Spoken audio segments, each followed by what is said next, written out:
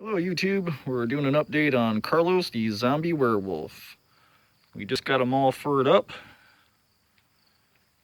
Of course, a lot of this you'll see through his clothes because I'm going to destroy his clothes and distress him, and you'll see fur sticking through. Got his back done, his front, down on his legs.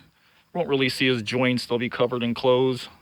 I'll leave that section of the clothing intact. I think he's pretty well good to go. He's ready for some distressing. I'm going to cut some of these slabs out so you can see his ribs and guts underneath. Do a little blood work, a little clothing.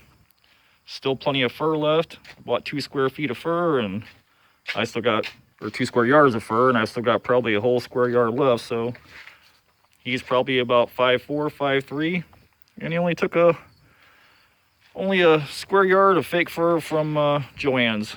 I think I got it on sale for 15 bucks a square yard. So for 15 bucks, I got this guy covered in fur. I just used Super 77 and the other knockoff brand for big slabs. Contact cement around the joints and the ankles where I want them to stay tight so they won't come away. And then the big fur slabs, I just Super 77 the fur and the body, slapped it on, rubbed it in place, and he's good to go. He should be waterproof and ready for corpsing and clothing next. So next time you see Carlos, he should be done. Hope you dig him.